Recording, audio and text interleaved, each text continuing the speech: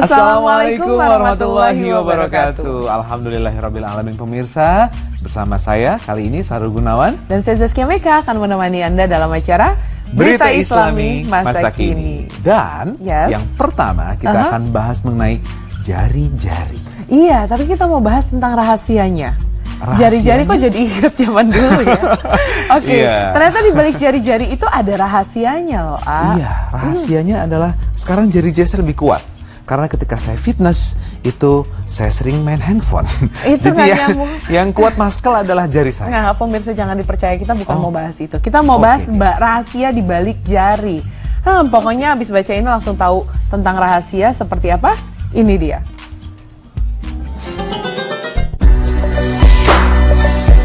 Rahasia di balik jari manusia. Pemirsa beriman, setiap manusia memiliki bentuk sidik jari yang unik dan berbeda dari orang lain. Bahkan, sekalipun mereka yang kembar identik, namun sidik jarinya tidaklah sama. Keunikan ini membuat sidik jari berperan penting dalam proses mengidentifikasi data diri seseorang. Karena begitu pentingnya, manusia bahkan membuat ilmu khusus untuk mempelajari tentang sidik jari dengan bernama daktiloskopi. Lalu seperti apa rahasia serta keunikan di balik jari manusia secara ilmiah dan Al-Quran? Penemuan ilmiah sidik jari manusia.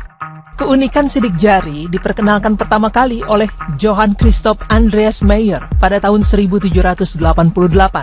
Seorang ahli anatomi Jerman. Pernyataan ini diteruskan oleh Sir William James Herschel pada tahun 1858. Namun keduanya hanya membahas tentang keunikan sidik jari, tidak mengkaji sidik jari sebagai identitas. Kajian bahwa sidik jari bisa dijadikan untuk mengidentifikasi seseorang dilakukan oleh Sir Francis Gould pada tahun 1888. Menurutnya, setiap sidik jari manusia berbeda dan tidak ada yang sama. Setelah kajiannya, teknologi di dunia mengalami perkembangan termasuk teknologi untuk mengkaji sidik jari. Akhirnya, sekitar tahun 60-an, muncullah berbagai alat teknologi sidik jari dengan sistem analisa elektronik. Alat ini digunakan pertama kali oleh Federal Bureau Investigation atau populer dengan sebutan FBI di Amerika Serikat. FBI menggunakannya untuk proses identifikasi kasus-kasus yang mereka kerjakan. Dengan alat ini, FBI dengan mudah menemukan data diri seseorang, bahkan bisa untuk menemukan pelaku kejahatan. Setelah itu, sidik jari tidak saja digunakan sebagai alat untuk mengungkap kriminalitas, tapi juga mulai memasuki ranah yang lain, seperti untuk mesin absensi, teknologi akses kontrol pintu, fingerprint, data secure, aplikasi retail, sistem payment, dan masih banyak lagi. Seiring dengan itu, muncullah disiplin ilmu yang mempelajari sidik jari, yaitu daktiloskopi. Reseptor rasa sakit ada di kulit. Dulu, manusia mengira bahwa indera perasa dan peraba rasa sakit tergantung hanya pada otak. Penemuan akhir-akhir ini membuktikan bahwa reseptor rasa sakit terdapat di kulit, di mana tidak ada seseorang yang tidak dapat merasakan rasa sakit. Ketika seorang dokter memeriksa seorang pasien yang terluka bakar, dia menguji tingkat luka bakar dengan cocokan peniti. Jika pasien masih bisa merasakan sakit, dokter tersebut akan senang. Karena hal ini menandakan bahwa luka bakar yang diderita dangkal dan reseptor rasa sakit masih utuh. Namun di sisi lain, jika pasien tak dapat merasakan apa-apa, hal ini mengindikasikan adanya luka bakar yang dalam dan reseptor rasa sakit telah rusak. Al-Quran memberikan indikasi keberadaan reseptor rasa sakit ini dalam ayat berikut. Sesungguhnya orang-orang yang menolak dengan ayat-ayat kami, kelak akan kami masukkan mereka ke dalam neraka. Setiap kali kulit mereka hangus, kami ganti dengan kulit yang lain, supaya mereka merasakan azab. Sesungguhnya Allah Maha Perkasa lagi Maha Bijaksana. Quran Surah An-Nisa ayat 4:56. Penjelasan Al-Quran tentang sidik jari.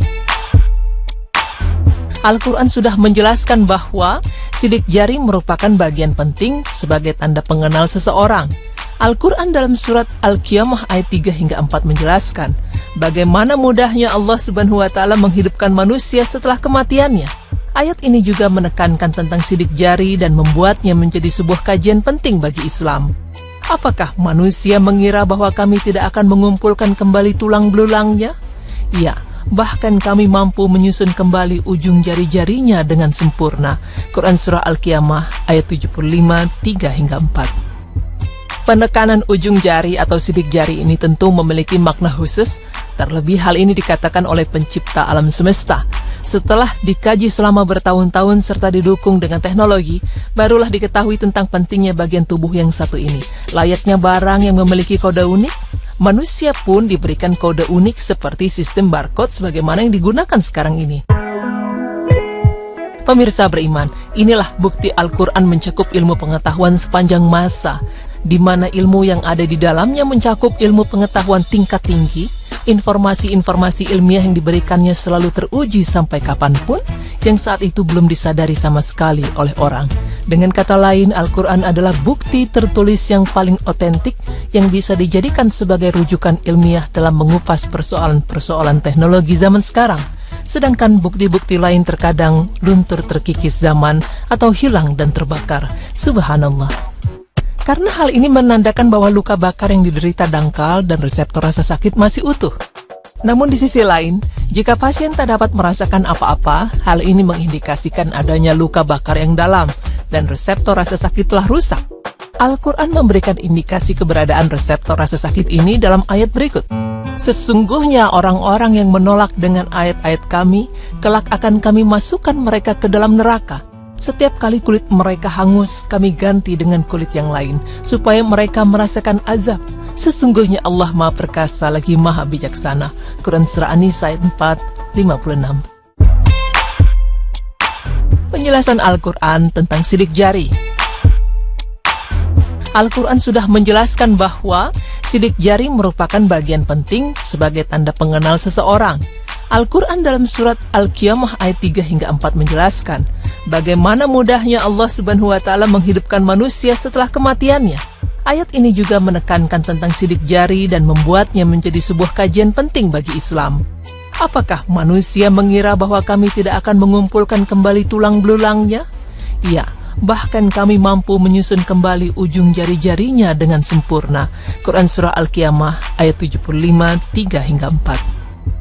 Penekanan ujung jari atau sidik jari ini tentu memiliki makna khusus, terlebih hal ini dikatakan oleh pencipta alam semesta. Setelah dikaji selama bertahun-tahun serta didukung dengan teknologi, barulah diketahui tentang pentingnya bagian tubuh yang satu ini. Layaknya barang yang memiliki kode unik, manusia pun diberikan kode unik seperti sistem barcode sebagaimana yang digunakan sekarang ini.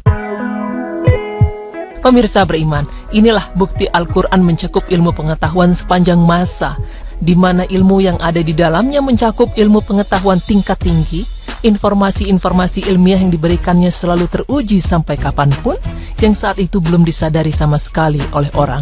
Dengan kata lain, Al-Quran adalah bukti tertulis yang paling otentik yang bisa dijadikan sebagai rujukan ilmiah dalam mengupas persoalan-persoalan teknologi zaman sekarang.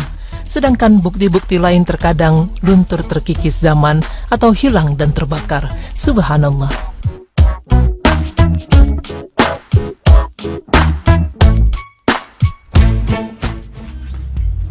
Ini Masya Allah sekali ya, berarti Allah memang menciptakan segala sesuatunya itu ada maksudnya. Bahkan sampai sidik jari aja, itu semua ada maksudnya dan setiap manusia tuh berbeda sidik jarinya. Betul, dan akhirnya kan dipakai sebagai pembeda ya, identitas seseorang. Betul. Ya, pemirsa pasti penasaran dengan tema kita berikutnya. Temanya menarik sekali, karena temanya itu kenapa sih harus selalu anak kecil yang menjadi korban? Mungkin kita sering banget, saya sih baru terima kemarin lewat SMS gitu, ada foto anak kecil yang menjadi korban. Jadi saya sering berpikir sebagai seorang ibu, seorang perempuan, kenapa ya anak kecil terus yang jadi korban? Iya, nah ini untuk menjaga-jaga anak-anak kita dari yang namanya bully ya, terus kemudian juga sekarang yang banyak banget lah ya yang berkaitan dengan anak, dan jangan sampai anak-anak kita menjadi korban.